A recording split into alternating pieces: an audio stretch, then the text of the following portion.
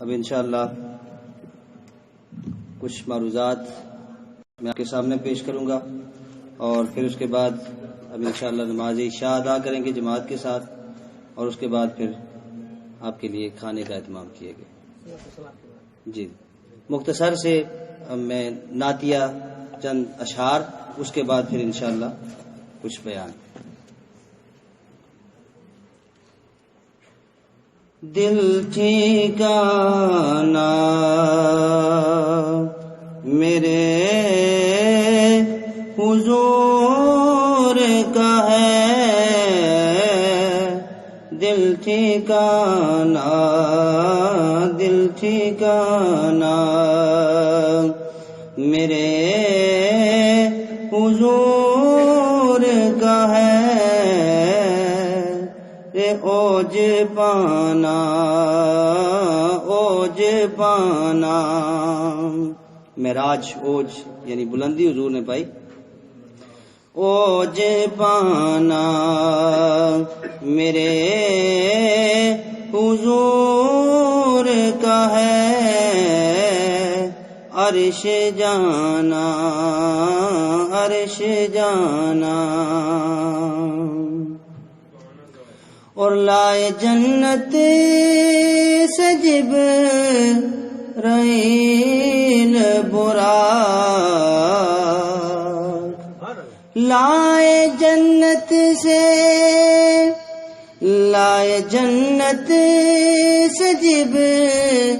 جبرائیل براق، کیونکہ آج جانا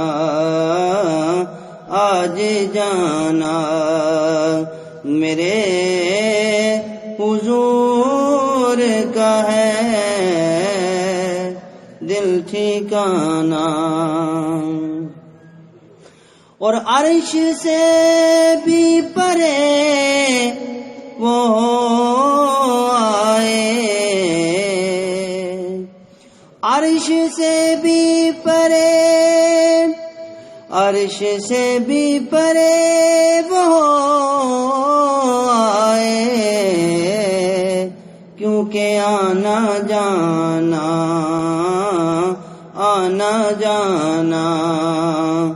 میرے حضور کا ہے، دل ٹھکانا، اور غم نہ محشر کی دھوپ کا ہے کہ وہاں، غم نہ محشر کی دھوپ کا ہے کہ وہاں، رے شامیانہ میرے حضور کا ہے، دل ٹھکانا میرے حضور کا ہے، یہ جلوہانا میرے حضور کا ہے، جلوہانا۔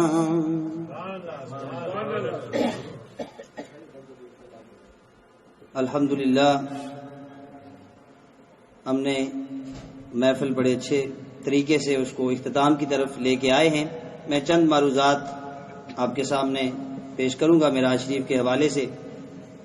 تو میں نے آیت اس پروگرام کے شروع میں پڑھی تھی، سبحان الذی اسری بعبدہ لیلا من المسجد الحرام الی المسجد الاقصی۔ اس میں حضور صلی اللہ علیہ وسلم کے سفر کے پہلے حصوں کو بیان کیا جا رہا ہے۔ مسجد حرام سے مسجد اقصی یہ 40 ڈے کا رستہ ہے پیدل، اس دور میں 40 دن کا رستہ تھا، تو حضور صلی اللہ علیہ وسلم نے اس کو ایک ساعت میں ایک لمحے میں اس کو عبور کیا۔ معراج کی سب سے بڑی دلیل یہ ہے۔ اب یہ پہلا حصہ ہے، اور دوسرا حصہ مسجد اقصی سے پھر آسمان دنیا تک، یہ سفر کا دوسرا حصہ ہے۔ اور اکثر مفسرین نے لکھا کہ مسجد حرام سے مسجد اقصی تک حضور براق پہ سوار ہو کے آئے، اور مسجد اقصی سے پھر حضور علیہ الصلوۃ والسلام کے لیے ایک نورانی سیڑھی لائی گئی جو آسمان دنیا تک جاتی تھی. اس پر پھر حضور علیہ الصلوۃ والسلام اللہ جو پہلے آسمان دنیا پہ، پھر پہلے آسمان پہ، دوسرے پہ، ایسے 7 آسمانوں تک آپ پہنچے. تفصیل میں جانے کا میرے پاس وقت نہیں ہے. ہر ایک آسمان پہ اللہ رب العزت کے انبیاء اور مرسلین آپ کا استقبال کرتے رہے. سیدنا آدم علیہ السلام، عیسیٰ علیہ السلام، موسیٰ علیہ السلام، ہارون علیہ السلام، یوسف علیہ السلام، یحییٰ علیہ السلام، اور پھر آخر میں 7ویں آسمان پہ سیدنا ابراہیم خلیل اللہ جو آپ کے جد امجد تھے، انہوں نے آپ کا استقبال کیا. اب آگے چلتے ہیں. اب جب آگے پہنچے تو یہ آسمان ختم ہو گئے. اب سدرۃ المنتہا، جہاں پہ انتہا ہو رہی ہے کائنات کی. کائنات مختلف اقسام کی ہیں. ایک یہ زمینی کائنات ہے. اس کائنات میں کون کون رہتا ہے؟ یہ عالم بشریت کی کائنات ہے. انسان رہتے ہیں یہاں پہ. عالم نورانیت اس سے اوپر، پھر اور بشریت کے اندر پھر جمادات بھی ہیں، نباتات بھی ہیں، حیوانات بھی ہیں. یہ سارے یہاں پہ. اور یہ ٹائم اور سپیس کی دنیا ہے، مکان اور زمان کی دنیا ہے. اب یہ ایک اس کا سٹیپ جو عالم بشریت کا تھا، زمینی کائنات کا، اس کو عبور کر کے آپ آسمانوں کی طرف گئے تو عالم بشریت نیچے رہ گیا. اب جب عالم نورانیت میں عالم ملکوت جہاں پہ فرشتے رہتے تھے، جب اس کو عبور کیا تو آپ سدرۃ المنتہا پہ پہنچے. اب کائنات ختم ہو رہی ہے. آسمانی کائنات بھی زمینی پہلے ختم ہو گئی، آسمانی وہاں پہ ختم ہو گئی. گویا حضور کی جو شان بشریت تھی وہ مسجد اقصی میں رہ گئی، اور شان نورانیت وہ سدرۃ المنتہا پہ رہ گئی.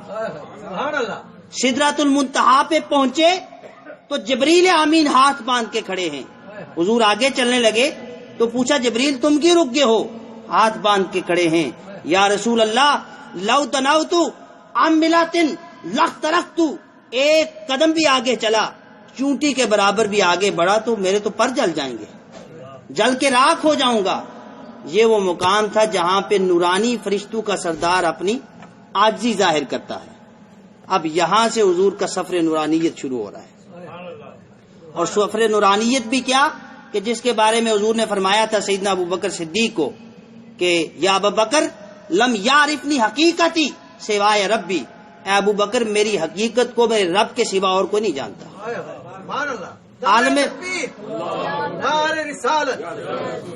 عالم بشریت تو اقصا میں رہ گیا، عالم نورانیت سدرۃ المنتہا پہ رہ گیا. وہ جو آگے جا رہا تھا وہ آگے کون تھا؟ وہ حضور کی حقیقت جا رہی تھی.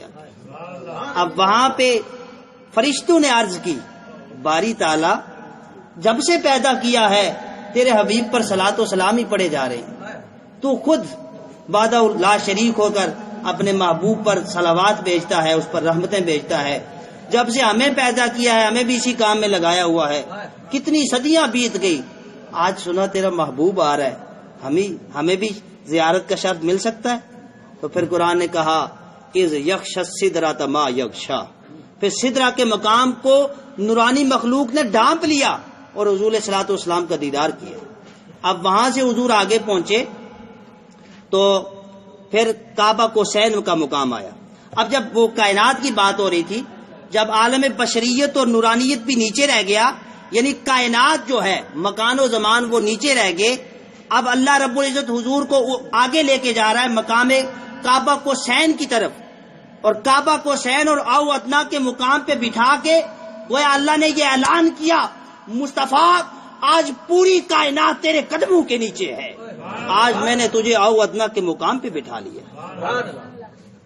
او ادنا کے مقام پہ پھر حضور علیہ الصلوۃ والسلام کو کعبہ کو سین، یہ ایک الگ ڈیٹیل ہے اس میں کہ 2 کمانوں کا فاصلہ رہ گیا، پھر او ادنا اس سے بھی کم فاصلہ، یعنی 2 کمانوں کا 2 ہاتھوں کا فاصلہ ہو، پھر اس سے بھی فاصلہ مٹ جائے. اب وہ کتنا مٹا پوری کائنات کے اندر کوئی بندہ اس کی تفسیر کرنے سے عاجز ہے.